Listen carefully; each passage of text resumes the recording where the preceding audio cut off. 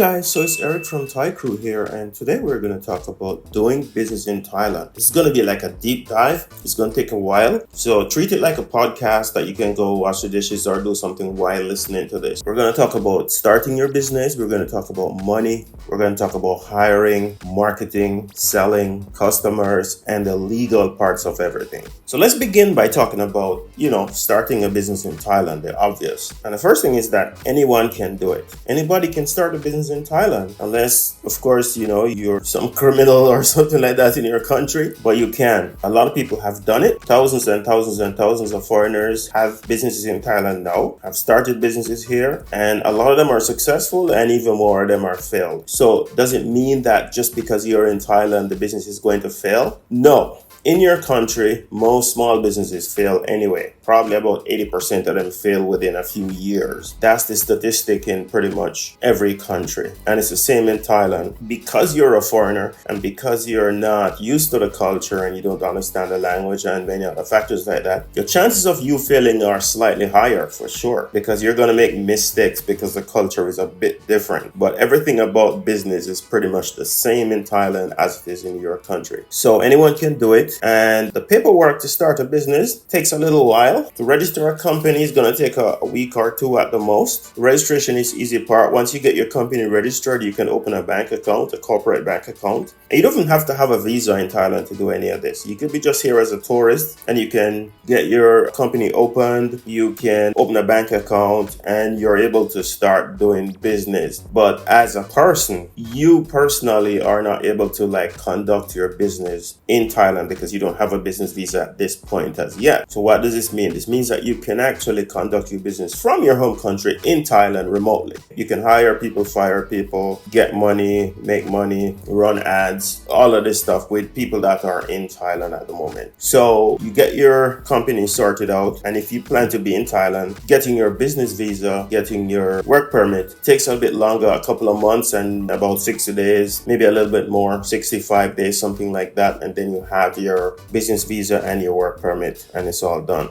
And then you're legally able to renew your business visa and work permit. You renew those once a year, and you can do that forever. Oh, by the way, the one thing that we should talk about here as we're talking about business visas is that this is the only way to get permanent residency in Thailand. If you have a business visa and you pay taxes in Thailand for more than 3 years, you can apply for permanent residency and then citizenship. Yes, you can actually get Thai citizenship. And no, it's not as difficult as some people might think. Some people think that is completely impossible. It's not. A lot of people have gotten Thai citizenships and Thai passports. And yeah, you can totally get that done as well. So do business, pay a certain minimum of taxes every month. You should be making a minimum salary. I think it's 80,000 baht every month for yourself. And then in a few years' time, you can apply for permanent residency. And then once you get a permanent residency, no need for business visas or work permits or anything like that. Just another caveat. If you're married to a Thai person, if you're a man and you're married to a Thai woman, you are entitled to a work permit. And with that work permit, you can start a business in Thailand as well. So you wouldn't need a business visa. And of course, once you have that business in Thailand and you're making money and paying taxes in Thailand, then you can apply for permanent residency as well. And just to get a little bit more into the weeds, if you're married to a Thai person, you're a man married to a Thai woman, that does not entitle you to permanent residency or citizenship. As a matter of fact, you'll never get it if that's all you're relying on. Just like another tourist here on a visa that you have to renew every year. So yeah, business is like the golden way to really, if you want to put down permanent roots in Thailand, get a good job in Thailand or start a business. So now you have set up your business. The paperwork, let me tell you guys, first things first. Everybody's crying about the paperwork. Oh my God, it's a lot of paperwork. I have to do this, I have to do this. The paperwork is too much. That is bullshit. The paperwork is a one-time thing. To get yourself started, you have to jump through the hoops, do your stuff, do your due diligence, sign your papers, get everything. If you're doing a business visa, go to the immigration with a thick stack of documents. Get a good agent. We are great agents when it comes to these things as well. And it's not a problem. All you have is just pay your money and time. Just wait. You get your stuff stuff, you're done. So the paperwork is not a problem. Trust me. It's like I have to sign these documents. You meet the person, sign the documents one time, go to immigration, done. It's over with. You have your bank account, you have everything. You can actually start doing business. As long as it's one of those permitted businesses, then cool. So at this point, now what? Okay, you start your business, you have your documents. We're seeing a lot of people just chill out at this point and don't run a business as yet, and they really just want to be able to start a business or stay in Thailand or whatever. Don't do that. If you're watching this video anyway, it's like for people who really want to start a business, who really want to make money in Thailand. This video is for the people who just get a business visa and don't have a business in Thailand. They're cracking down on that stuff. You should not look at that as a way to stay in Thailand for any length of time. That's starting a business. Let's talk about money. When people hear that you're starting a business in Thailand, people usually think, oh wow, this person has a lot of money. And sometimes that couldn't be further from the truth. Yes, you do need to have a certain amount of money in Thailand. You need to have some money coming in. What do I mean by that? You need to have a source of cash. You need to have some cash flow or investments or something like that in your home country. I mean, okay, a reserve of money that if something happens while you're starting your business in Thailand, startup funds, all of that sort of thing. You need to have that. You need to invest some money in the business. I'm deliberately not getting into like, oh, you need to start a business and you need to have 2 million baht as an investment and all of that stuff. I'm not getting into that stuff because that stuff is easy and simple and it's not really that important and it's not really germane to this at this point in time. It's more of a requirement. It's more of a paperwork, cross the T's and dot the I's more than anything else. So people think, coming back to money, people think you have a lot of money, you have unlimited funds. You need to have some money. But this has its downsides as well because, once people hear that, oh, I'm a foreigner, you're a foreigner and you're starting a business in Thailand, then they're going to think, oh, you have a lot of money. So I'm going to want higher salaries. I'm going to feel safe in this job because I don't have to push for profits. I don't have to really perform that much because my salary is going to be guaranteed every month. Okay. And just like in your country, when you hire people and all of that stuff, you have to pay their salaries for a while until the business gets profitable. That's normal. It's not going to magically get profitable unless you're really lucky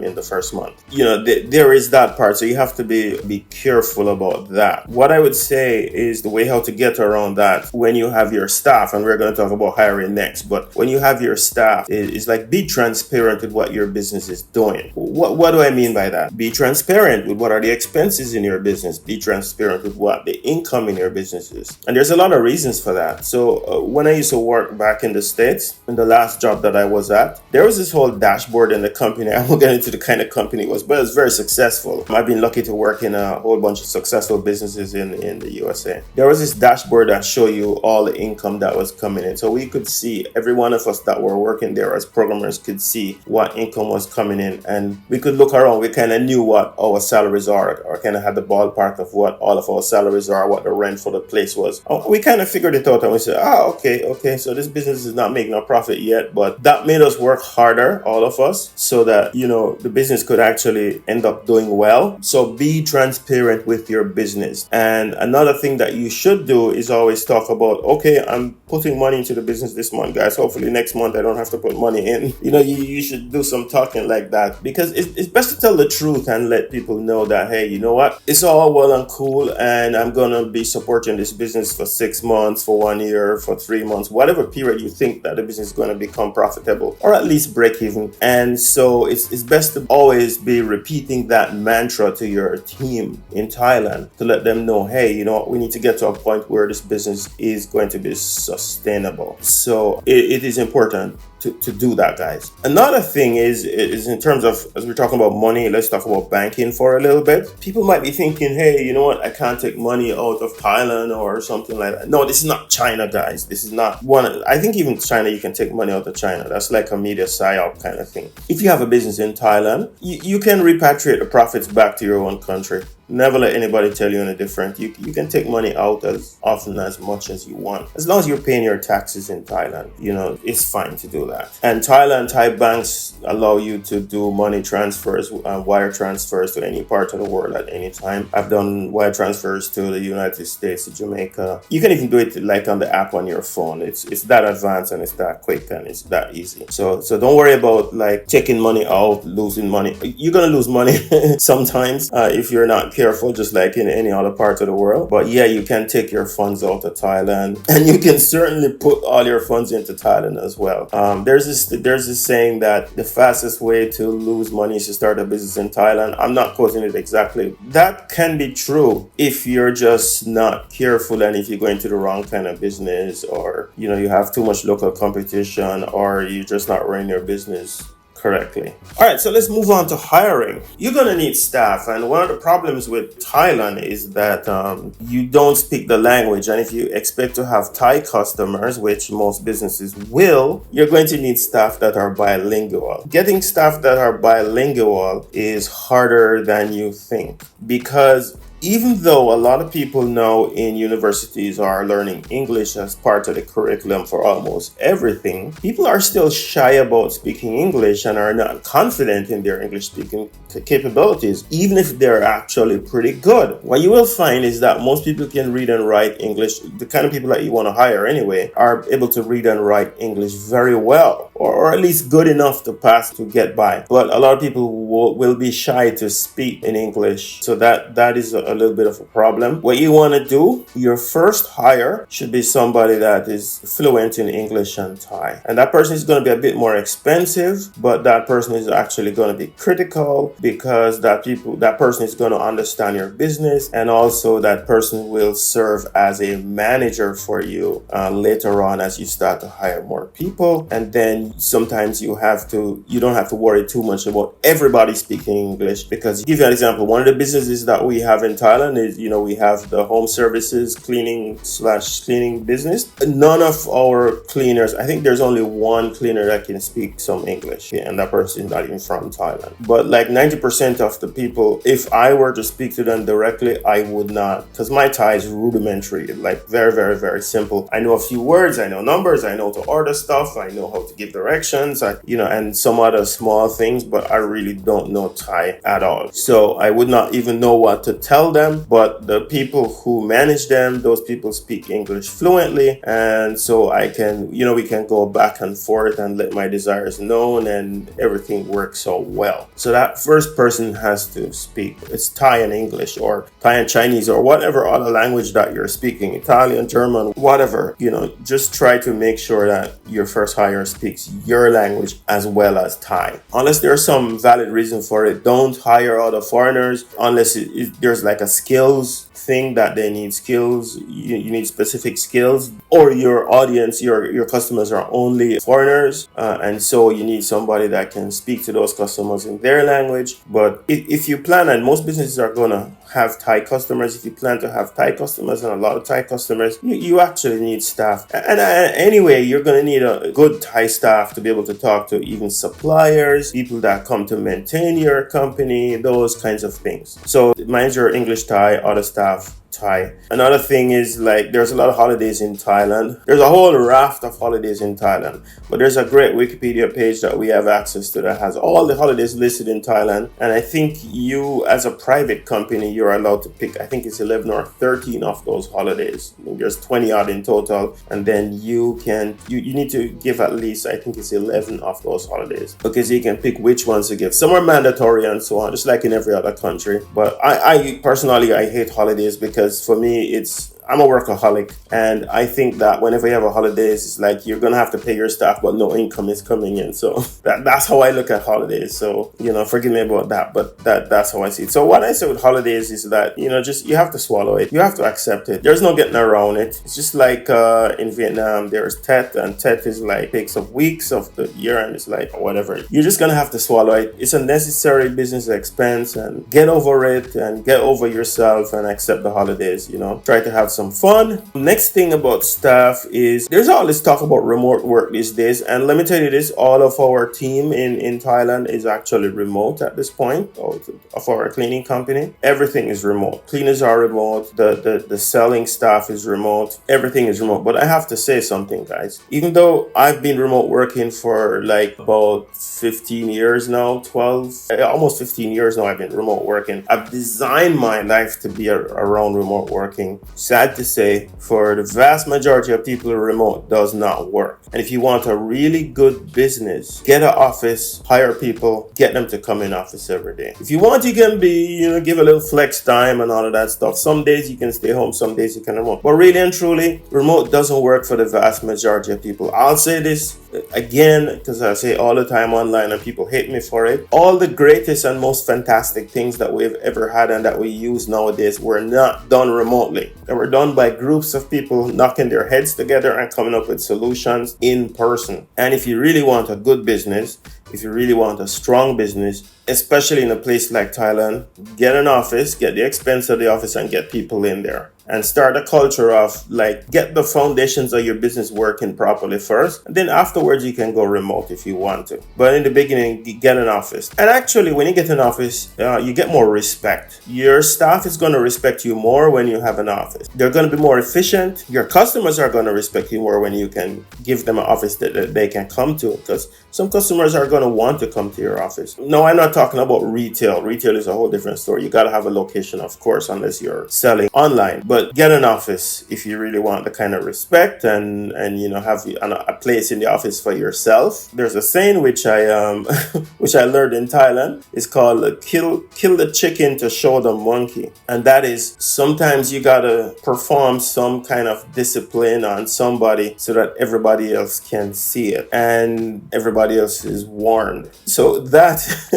when I heard it, I couldn't stop laughing. It was crazy. Kill chicken to show monkey. All right, so imagine the monkey looking and you're killing the chicken over there. And the monkey said, oh shit, I better not fool around with that guy. Sometimes you want that kind of situation. So, and that's best accomplished when you have an office. The other thing is, culture in Thailand, culture of staff. There are certain things that are not as you might think. Some of the things that people are always saying about Thailand are true, and some of them are not true. So this is kind of a sensitive area, but I'm going to say it anyway. Thailand is really laid back. There are some people, I would say the vast majority, a lot of people, most people are quite laid back when it comes to work and having that killer attitude. Let me tell you something, guys. I've worked with some people that if you find the right killers, oh my God, it's like they are killers, but it's just a little bit harder to find than in, let's say, a get up and go kind of culture like the USA. So yeah, people are quite laid back a bit more. Family is more of a thing here. Let me give you an idea, and I learned this from a friend of mine in Vietnam.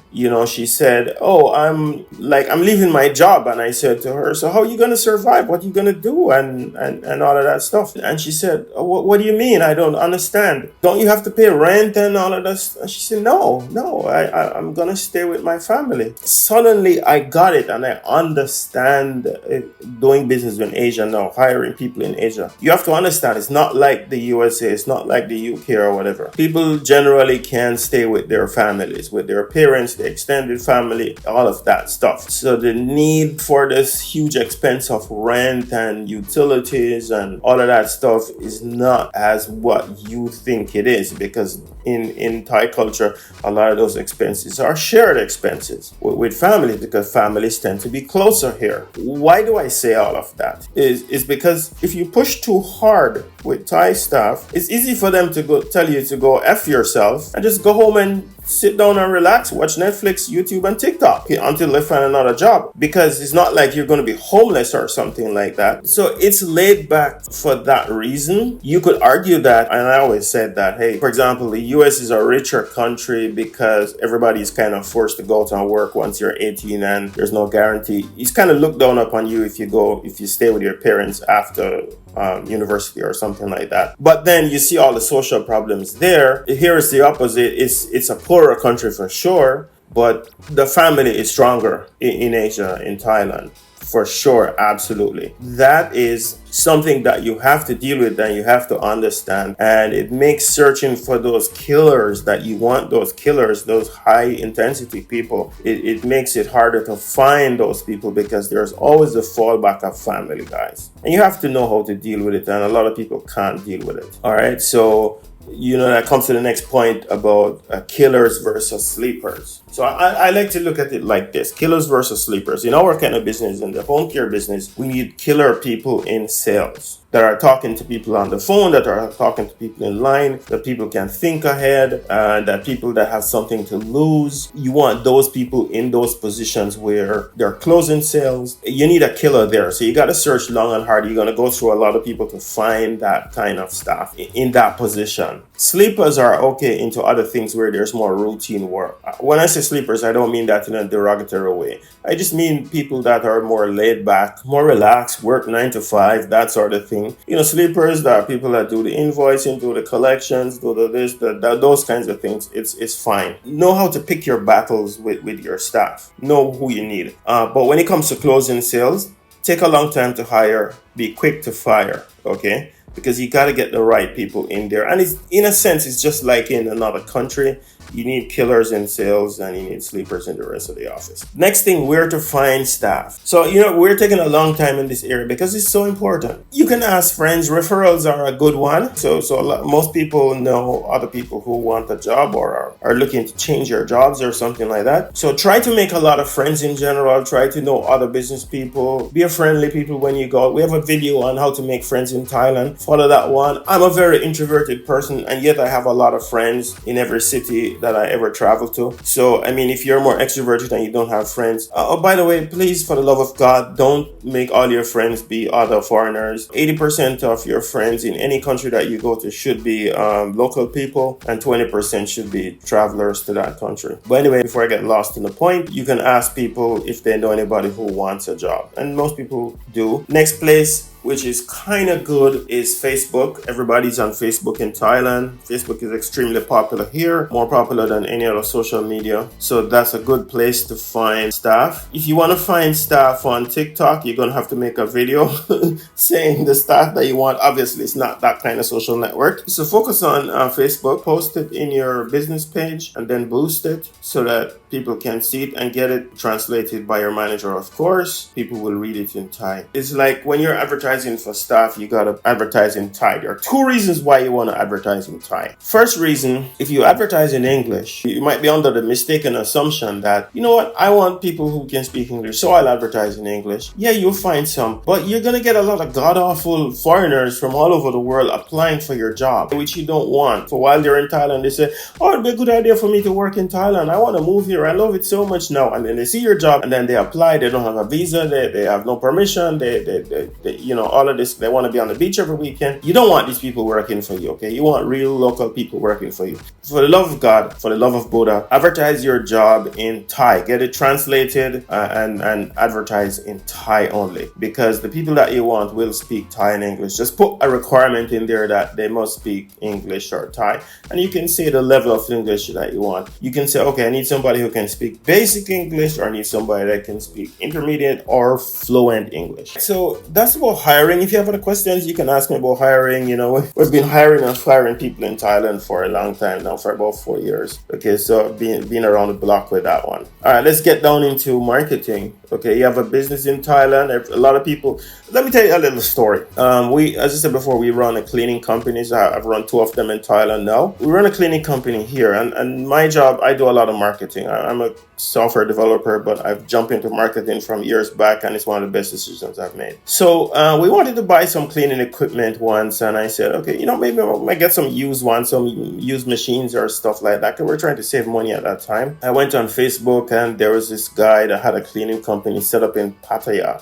He had all this, like a whole storage space filled with all of these fancy cleaning equipment that he had imported into Thailand, great machines and everything. So I said, what happened? He said, we started this business. We opened our office and everything. And the stupid guy never marketed at all. No marketing. Basic website. I don't think they had a website. I think they just had a Facebook page, but they didn't do any marketing. And they just expected people to just come. Listen, guys, you are going to have to do a lot of marketing in Thailand. There's no way around it. All right, let's talk about that. First thing you gotta do, and this is a lot of mistake that people make, is I notice some people just have a Facebook page. You gotta have a Facebook page for sure, but the first thing, even before that, you gotta have a website. It could be a basic website, but you gotta have a website. It's gotta be SEO friendly. You can't get around that, and it's gonna be in Thai and English or more language. If you're focusing on a Chinese or Japanese audience as well, then get the website translated into more languages. But just keep in mind there are 70 million Thai people, and most people don't have a website. Most businesses don't have a website here, or should I say a smaller proportion of businesses have a website. If you could set up a website and the SEO is good, you will almost automatically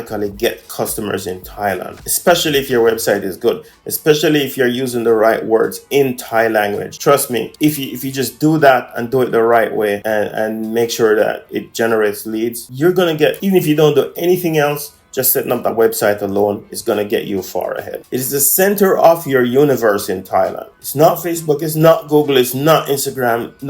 All those things are bullshit. Okay, your website is what it is. And your website, people should be able to contact you online, email, by phone. And if your customers are foreign, you can put a WhatsApp link up there as well. But we just recommend line, phone, and email. Okay, those three things. And you'll be surprised the amount of people that will contact you by email as well. So we're going to talk about that a little bit more. So set up your website, then set up your Facebook page, then point the link on your Facebook page back to your URL. Second most important thing, I think this is just as important or even more important than the Facebook page. Set up your Google business profile and get it approved. That's when you go to Maps and you search for, give me a house cleaner near me, and it lists all the house cleaners. You need to be there, guys. It's easy to set up, and then point the link in the Google business profile to your website. If you think videos might help, set up a YouTube and a TikTok account as well, and point the links to, you see, I'm saying something here. I do marketing, guys. Set up all these other channels, but point them to your website. And one last thing, don't point any links from your website to any of your other channels. That may sound weird. Everything should just point one way to your website. Your website should get all the love from everywhere. And keep working on your website. Keep updating your website all the time. Post content in Thai and English. If you have mostly Thai customers, post mostly Thai content. Okay, and it's a whole different story what you should post. I won't get into that too much and all of that stuff. So in terms of the channels now, the marketing channels, there's a website we spoke about before. How are people going to communicate with you? All right, so the first one in Thailand is Line. You got to have Line. Set up your Line business account. Don't use a normal Line account. Use a Line business account. There are a lot of advantages to it. Right? You can go to the Line business website and see it, but get the Line business account and you can get a special ID, pay a little bit of money for it as well. There are different tiers to the Line thing, but yeah, get your Line business account. Link to it from your website. There's like a special link you can put on your website. So when people click on it on their phone, it automatically opens Line. They're on a desktop, it opens up a QR code and they can scan it with your phone and start talking to you. It's almost like 90% of our contacts come through Line. Facebook Messenger is important as well. Make sure you have that in Facebook. Make sure that's enabled. And of course, your phone is very important also. Okay, people are going to call. So the number one way is by Line. It's like 90% of people are going to get you there. Then about 1% is going to be on Facebook, or maybe more. It depends on how you're advertising on Facebook. The rest is phone and email. And people are going to use email. Never let anybody tell you, oh, people don't use email in Thailand. That is bullshit. That's a lie. People use email. Everyone who has a phone has email on it. It depends on who it is.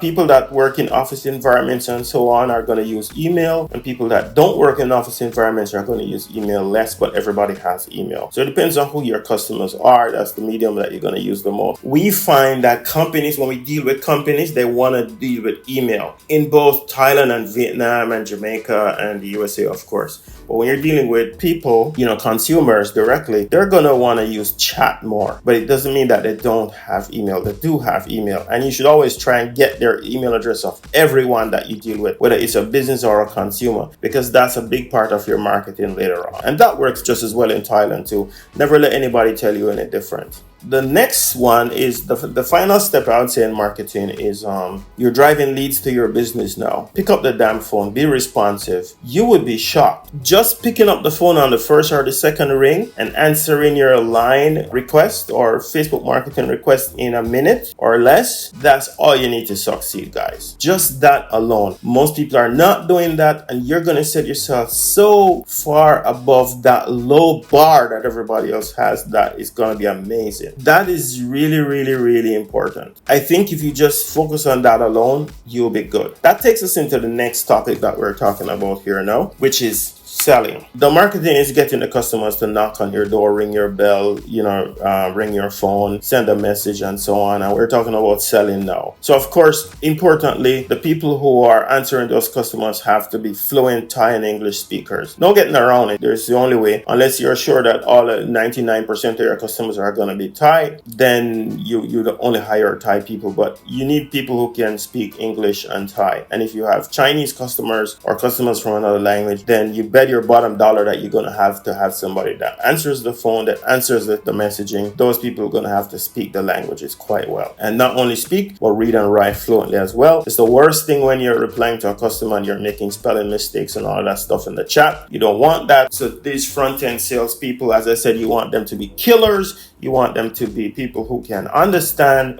the languages and understand your business as well. So try to do good training and all of that stuff. That is the first point with the sales. Try to have less paperwork. Don't let your customers work. Ask your staff, ask them for the information. Don't send forms for the customers to fill out. Oh my God, that is so horrible. Don't do that. Just say, hey, what's your email? What's your address? Can you just give me your address, please? Blah, blah, blah, blah. Get the information and put it down yourself. Have your staff doing it. Don't let your staff be lazy.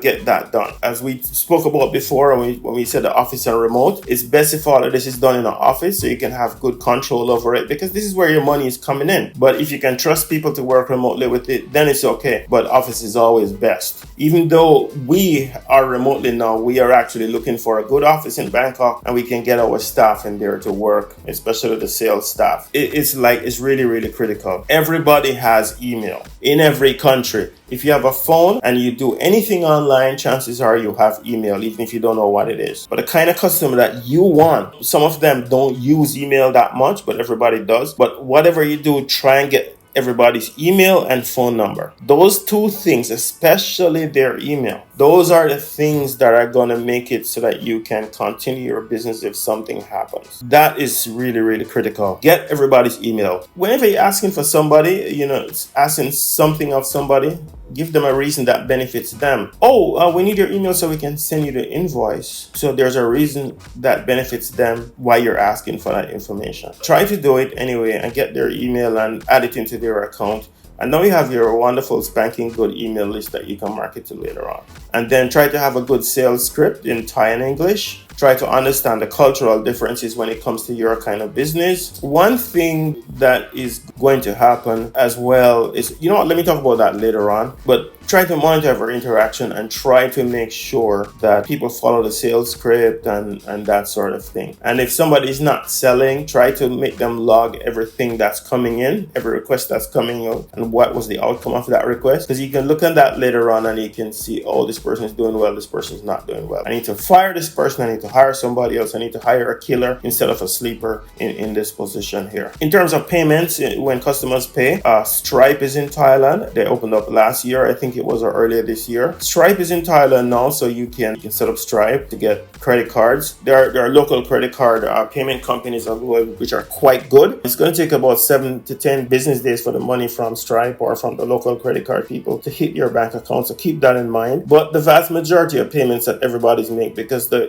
person-to-person payments in Thailand are so good, are going to be bank transfers and prompt pay. People just transfer money from one bank to the next. You get it instantly. That is the best way. Get the receipt. The way how you do your accounting is your business, but that's going to be like 90% of the way that you're going to get paid, which is amazing, and it's really great for cash flow. All right, so let's talk about customers now. One thing about customers in Thailand is customers tend to be super nice, super polite, super respectful, especially Thai customers. It's a pleasure to do business with them. However, one thing about Thai customers, because the cost of things are quite much less here than we are accustomed to, is that they will try to look for lower prices as well. There is that. And I always hear people talk about the foreign tax. And this is a sore point with a lot of foreigners. You get charged for more. And the reason is because when you sell to a mostly Thai audience, you have to make your prices lower. And one of the ways to boost your profit is to have a higher prices for foreigners. That's not something that we personally do, but it's like the first time I got a higher price, I went somewhere and then my Thai friend would tell me, oh my God, you overpaid for that too much. I said, I get it now. I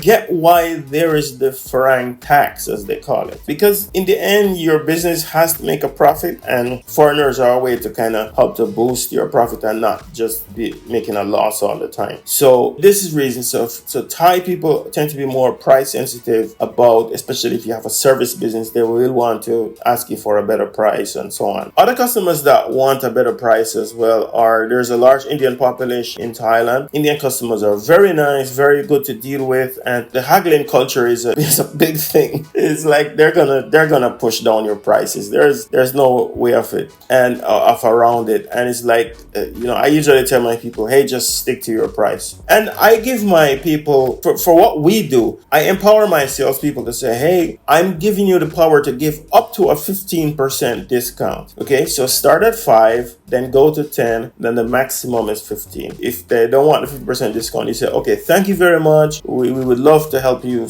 in the future and move on. So there's haggling that you have to deal with in Asia, and almost every interaction there is some talk about the price or whatever. And it's a good interaction when somebody just says, oh, what's the price? And you say, oh, this is the price, and person, okay, when can you come and do the job? That's like, wow, okay, I don't have to talk about price. I don't have to fight about the price too much and blah, blah, blah. So it's a lot more than it would be in let's say North America or Europe. Another thing about customers here is that customers are generally very honest in Thailand. The only time we've ever had a problem collecting from a customer, and the customer was actually an American guy. It just happened one time. It was hundreds and hundreds of customers, which is why he didn't want to pay. It was just annoying. It wasn't a lot of money, and that's what made me pissed. And I said, hey, look, man, if you don't pay this, we're going to go to the police, which in Thailand you can't. I was going to actually go to the police, and it turned out that his mom was there, and his mom said, why don't you pay the money, man? And his mom actually paid the money for him. She didn't want to go through that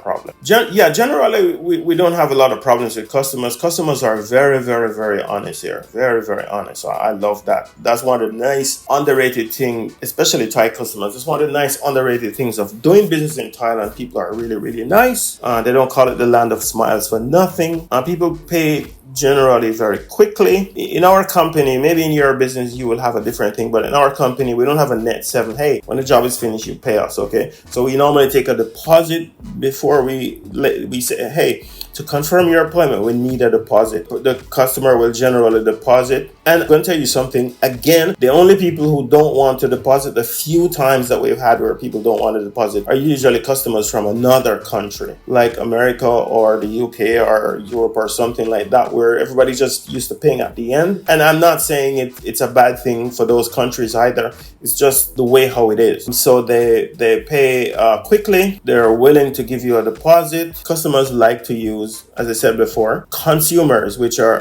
end customers, like to use chat and text messaging a lot, whereas business customers will use email for all the formal communications. They will want you to email them invoices and quotations and those kinds of things. In general, I mean, customers are very honest. Go back to employees for a second, to staff for a second. Staff are always very honest. We're sending our staff into people's homes and offices all the time, and it's like the trust is very high in Thailand. People will say, oh, just pick up the key from downstairs at the security at the condo office and you can go up and clean yourself. They just leave everything and nobody's gonna steal anything. That's one of the real nice benefits of working in Thailand. And it's kind of a high trust society. It's like people are not expecting anything to happen and nothing happens, and it's extremely rare when something actually happens. And like one day a customer said, oh, I left some money on the table and when I came back I don't see it. We talked to the cleaner said, oh yeah, I put the money inside the drawer. And then the customer opened up the drawer and there was the money sitting right there. That was the only incident we had in like years of doing business here. So that's for the high trust. It is really, really amazing. Finally, the final part of this is a long video, but I think it's worth it for those of you who really want to do business in Thailand, are the legal parts of doing business. And no, we're not talking about the startup or the business itself. That's easy, as we said before in the beginning. You know, there is, just like business in any other country, there are parts of it. There's going to be betrayal from people that you never expected. People are going to want to sue you. People are going to do things that are unfair to you because you are a foreigner. I've been through all of those things, and I really don't want to talk about any of those in detail right now, but it has happened. And sometimes when it happens, guys, I have to tell you, you feel that, oh shit, I'm just gonna give up everything and go back to my home country and like forget about it, you know. And I have to say, it's very painful when it happens, and I can see why a lot of businesses fail here. One thing that I would say, get a lawyer. Get a lawyer. Even in other countries, especially in the USA, people tell you, get a lawyer, have a lawyer on retainer. It's really, really important when you have a business, seriously. And you're gonna need to have a lawyer that you can call whenever something happens, because things are going to happen. Sometimes maybe you just need a little contract here or something, but things are going to happen where people are always going to be out to get you because people are jealous. They see you're doing successfully. Old partners, business partners, whatever the case may be,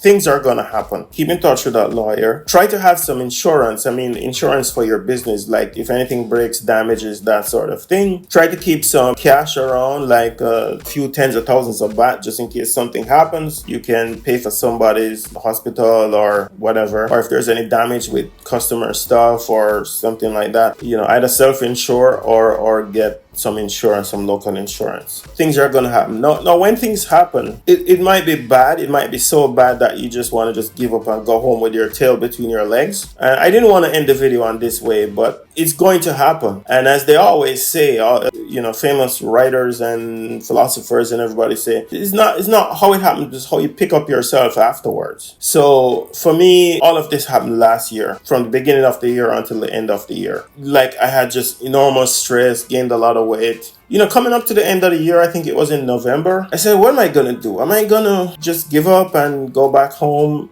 Because I was feeling that way. You know, I have my home in Jamaica. I could go back. I'm a U.S. citizen. I can go back and live in the U.S. But then I was sitting I was in Vietnam at the time. I love Vietnam, by the way. And I was saying, what am I going to do? What should I do? I'm looking out the window and I'm watching and I'm looking. It's incredibly hard to do business in Vietnam too. You know, we're trying to start something here, but I'm looking out the window and I'm thinking what I should do. And I say, you know what? I'm going to start over again. I just started putting everything together. And in like 2-3 months, I started again. And it's almost a year now, coming up to a year now again. I think about 8-9 months. And I'm almost back to where I started, like where I left off, which is amazing. And one of the things that all of this has taught me is, number one, get a lawyer. Number two, bad things are going to happen. Number three, as they say in scouts, because I used to be a scout, be prepared. Just be prepared at any time. Don't trust anyone completely, no matter who it is. It could be the love of your life. It could be the business partner that you thought. It could be your wife, husband, whatever. Don't trust anyone 100%, especially when you're in a foreign country or any country for that matter. Make sure that there is a way out. I know it's kind of hard to say. It's kind of difficult. You know, people think that, well, I'm definitely not a magical thinker. I don't think there's any magic in anything.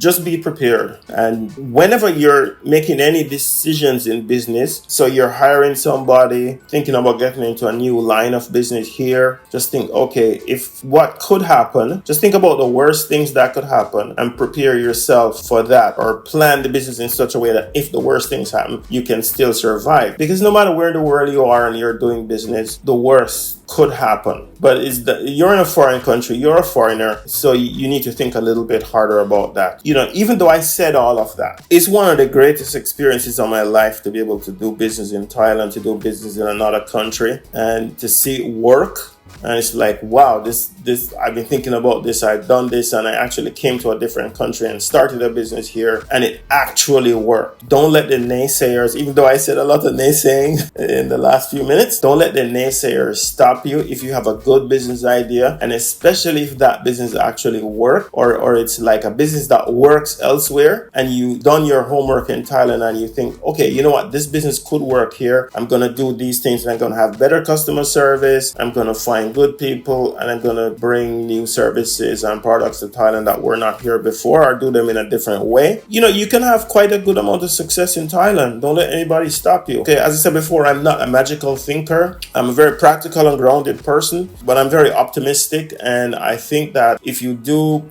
plan to have a business in Thailand, you are willing to work very hard, and you're willing to be able to overcome the cultural hurdles and everything like that, you are going to do quite well. Thailand rewards entrepreneurship very, very well. Just look around you. There's businesses everywhere, every corner. There's another something company limited. You'll see it. Trust me, it's possible, and you should do it. And if you need help to start a business, of course, we have the complete service. I have to pitch what we do at Thai Kru here. We have the complete service to do that, from getting the ideas, having the initial consultation, setting up everything, helping you to find staff, registering all the companies, getting you the visa, helping you to set up your bank account, helping you to protect yourself, recommending a lawyer, all of those things we can do for you. It's not cheap, guys. I have to say that it's not cheap, but when you get it done, you're all good to go. So I wish you the best, and if you have any questions about business, you can contact us at Thai Kru. We have an email below. We have the link to our business service below. And good luck, and see you the next time.